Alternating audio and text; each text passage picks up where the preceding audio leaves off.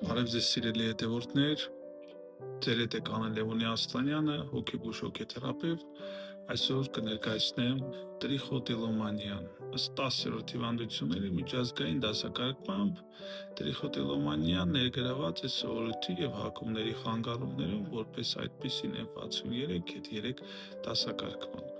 Տրիխոտիլոմանիան բնորոշվում է պարբերաբար մազերը պոկելու, հակմանը դիմադրելու անկարողությունից։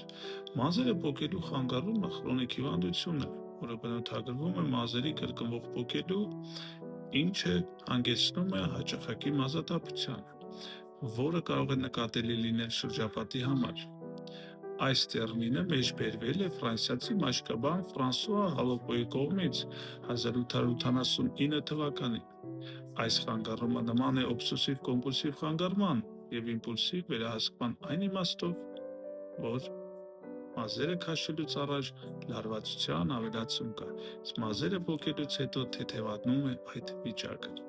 Ախտորոշումը ներառում է առնվազն երկու կատեգորիա, որոնք տարբերվում են հաճախականությամբ, խստությամբ, դրսևորման տարիքով եւ գենդերային հարաբերակցությամբ։ Այս խանգարման ամենալուրջ խրոնիկ ձևը սովորաբար սկսվում է վաղ եւ միջին պատանեկությունից։ Ընդհանուր բնակչության շրջանում տարածվածությունը տատանվում է 0.6%-ից մինչև 3.4%։ Իրականում տղամարդկանց թիվը կարող է ավելի բարձր լինել, քան որ տղամարդիկ նույնիսկ ավելի հաճախ են թաքցնում, քան կանայք։ Մազերը պոկելու հետ կապված խրոնիկ խանգարում ունեցող անձը ամենայն հավանականությամբ ընտանիքի միակ կամ ավագ երեխան է։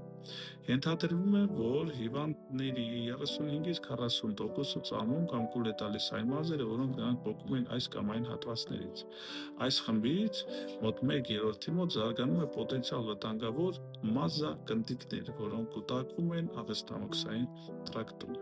Ուղեկցող հիվանդություններում հայտնաբերվել է օբսեսիվ-կոմպուլսիվ խանգարումների ժամանակ, Տուրետի ախտորոշման ժամանակ, դեպրեսիվ խանգարումներում, սննդի ընդունման խանգարումներում, անձի յուրահատուկ խանգարումներում, հատկապես օբսեսիվ-կոմպուլսիվ, սահմանների եւ նարցիստական։ Թմրամիջոցների չարաշահման հետ կապված միաժամանակյա խանգարումները այնքան տարածված չեն, որքան պաթոլոգիկ